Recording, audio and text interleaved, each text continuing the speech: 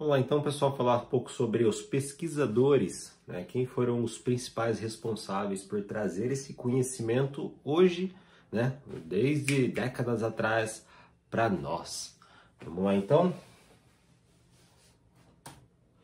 Bom, o primeiro pesquisador que vale a pena nós ressaltarmos aqui é o Charles Darwin, de 1872, tá? Darwin, ele foi biólogo e geólogo. Ele é o pioneiro nas observações das expressões faciais. Ele observava detalhes das movimentações musculares em determinadas expressões, semelhantes tanto no homem quanto nos animais. Ele até chegou a publicar um livro relacionado sobre o assunto, que é a expressão das emoções no homem e nos animais, tá? Que são essas fotos aqui. Ele faz um paralelo entre as movimentações da face nos animais e nas pessoas. Vale a pena, tá? É um material que tem uma base muito boa e foi utilizado como base para o Paul Ekman, tá? Que é um dos nossos grandes pesquisadores que nós estamos pesquisando aqui. Aqui eu falei exatamente aquilo que eu acabei de dizer, né? Que Darwin, o material de Darwin foi usado, né, como base científica para o trabalho das microexpressões do Ekman. Bom, o próximo que nós não podemos deixar de falar é o Duchenne de Boulogne, de 1862. Duchenne, ele foi médico neurologista. Ele estimulava contrações musculares com sondas elétricas galvanizadas, tá? Ele estudava o mecanismo da fisionomia humana, tá? Aqui você tem até uma foto do exemplo, tá? Esse aqui é a ferramenta que ele usava para gerar a eletricidade, para fazer a movimentação do músculo. Aqui ele está estimulando o zigomático maior, tá? Que traz o levantamento do canto dos lábios. Nós vamos estudar um pouco sobre isso. E um ponto interessante a respeito do trabalho de Duchenne é de que ele descobriu a movimentação involuntária do músculo orbicularis oculi, ou orbicular do olho, tá? Que é usado no sorriso verdadeiro.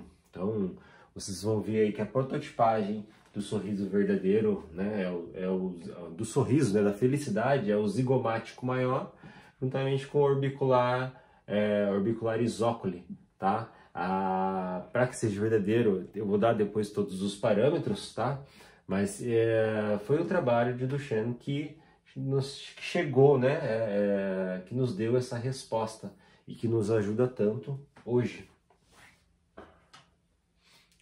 Nós temos aí também Sylvan Tompkins, que é impossível não citar, né, deixar de citar Sylvan Tompkins quando nós falamos sobre o trabalho de Paul Ekman, né? Sylvan Tompkins, ele foi um dos grandes influenciadores do Ekman. Ele é de 1911, psicólogo e teorista a respeito da personalidade humana. Olha, para você ter uma ideia, Tompkins, ele era capaz de ganhar apostas nas corridas de cavalos apenas analisando as expressões faciais dos participantes. Então olha o nível do rapaz, né, do cara. Ele ajudou o Ekman no estudo dos marcadores faciais relacionados à emoção, tá? E foi um dos grandes mentores de Paul Ekman, né, nessa sua época.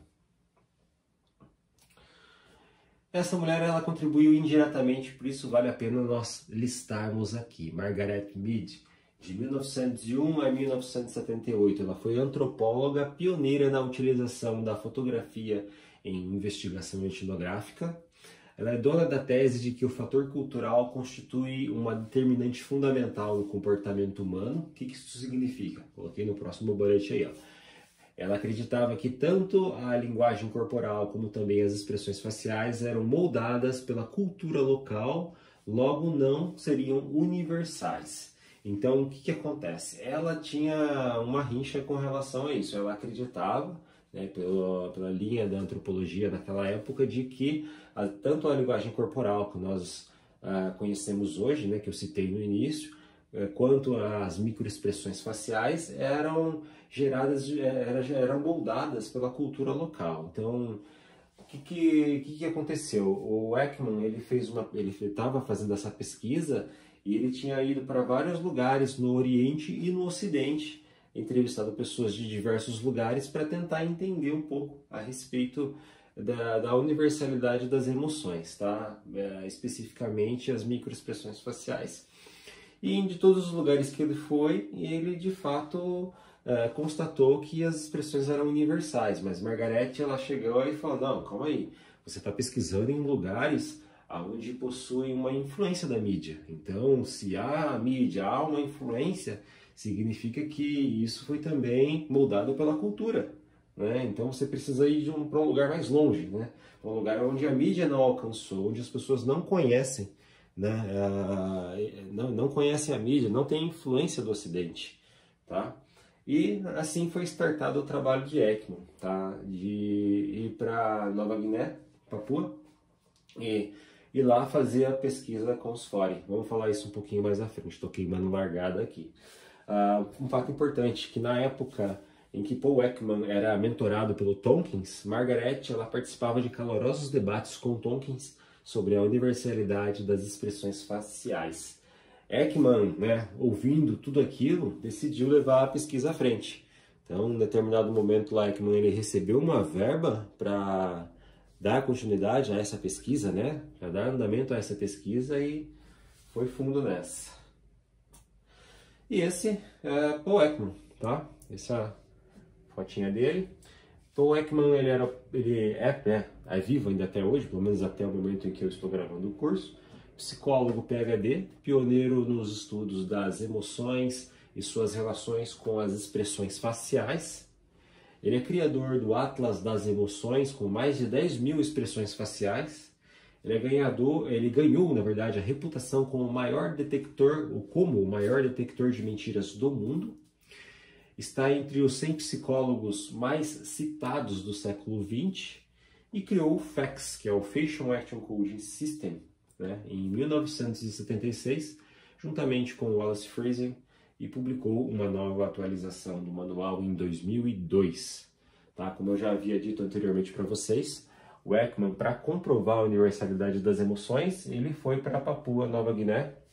Acho que está até inclusive no próximo slide aqui, ó. Para comprovar a universalidade das emoções, Ekman passou 3 anos em uma tribo afastada em Nova Guiné, que é a tribo dos Fore, tá? E essas fotinhas aqui, ó. Essa aqui é a foto dele. Inclusive, essa foto foi utilizada até mesmo lá no Lie to Me, no começo do primeiro episódio. Você colocar a foto do Cal Lightman, assim. E aqui são algumas fotos que foram tiradas pela equipe, né, pelo pessoal do Paul Ekman, para tentar identificar a universalidade das emoções. Tudo isso feito com um viés totalmente científico, tá? Na época eles faziam os registros de fotos, eles tentavam tentaram identificar padrões entre as expressões faciais da tribo, né, dos integrantes da tribo, versus o material que ele tinha. Então ele fazia uma série de experimentos para tentar identificar as emoções, né? Como por exemplo, como ele tinha uma certa dificuldade, né, em se comunicar, porque era uma tribo que poucas pessoas conheciam ali a linguagem, né?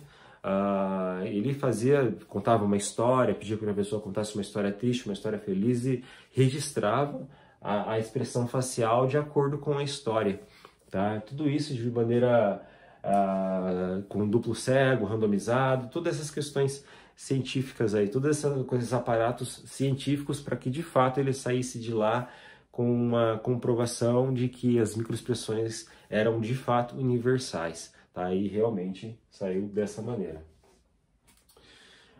Ele também foi o criador do Atlas das Emoções, que é uma versão mais lúdica das 5 emoções principais, tá?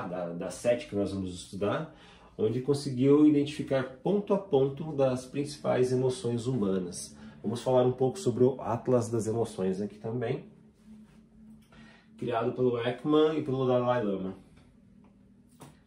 Bom, se você não sabe, agora já está sabendo, Paul Ekman também foi consultor do filme, né, do desenho Divertidamente da Pixar. E um ponto interessante é de que todos os desenhistas da Pixar, eles precisam ser certificados pelo Ekman, Fax Coder Certify, que é aquele certificado que eu citei para vocês lá no começo, que é o certificado onde ele mostra a prototipagem das emoções e essa certificação permite que o desenhista torne o desenho um pouco mais real, um pouco mais verdadeiro. Então as emoções são apresentadas aqui utilizando a prototipagem que nós vamos falar no curso. Olha que interessante. Então, se você for identificar aqui, você vai ver unidade de ação 1, 2, 5, tudo determinando o medo. Unidade de ação aqui, ó, puxado para baixo, a parte do central para baixo aqui, denotando realmente raiva. Você vê a movimentação da boca na alegria. No nojo aqui tem uma prototipagem que nós vamos falar aqui bem interessante. Até mesmo na tristeza, o ângulo aqui das sobrancelhas. Então, tudo isso faz parte da prototipagem das emoções que nós vamos citar aqui. Nós temos aí, nós sabemos agora também, se caso você não saiba, ele também foi consultor da série Lie to Me, tá? É uma série conhecida aí por muitas pessoas e uma série que levou muitas pessoas a estudar microexpressões. Infelizmente ou felizmente eu não sou uma delas. Essa série, se eu não me engano, é de 2009, durou pouco tempo. A série foi baseada no trabalho ou na vida do Paul Ekman, né? Onde ele ajudava pessoas a resolverem casos e utilizava a análise das microexpressões faciais para isso. Então foi se criado o personagem Cal Lightman, tá? Para ser interpretado como se fosse um Paul Ekman, né?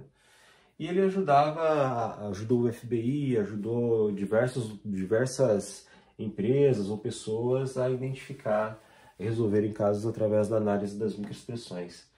O Ekman ele tem uma série de fotos, né, que traz esses apontamentos das unidades de ação. Vocês podem ver que a própria série fez igual, né? O Cal Lightman aqui fazendo também a prototipagem das emoções e coisa e tal. Achei bem interessante. Vale lembrar de que essa aqui é uma série para show business, né? Então não tem nada a ver. Tipo, tem relação, apresenta-se sim alguns pontos científicos, mas muito extrapolados daquilo que verdadeiramente é. Nós temos aqui a Erika Rosenberg, tá? Que é uma especialista em FACS. Ela é pesquisadora sênior do projeto Samantha, uma meditação intensiva lá em Stanford.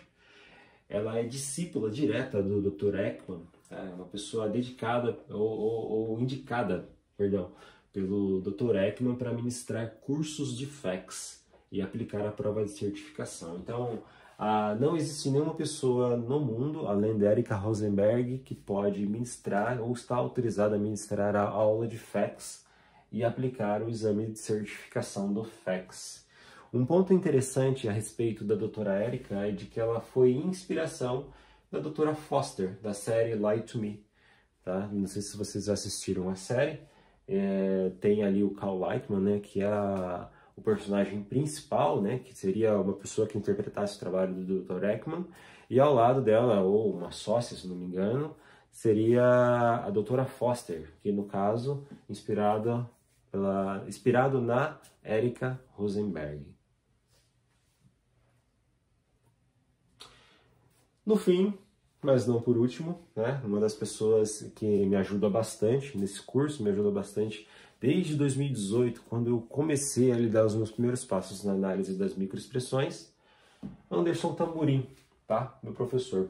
O Anderson é consultor em investigação científica de fraudes em ambientes corporativos, ou ambiente corporativo, docente e diretor do curso de especialização universitária de codificação científica da expressão facial da emoção na Universidade de Madrid e é o representante oficial no Brasil da Fundação Universitária Behavior and Law da Espanha. Tá? Ele também é o dono da Social Intelligence Group, tá? Na qual eu sou associado hoje.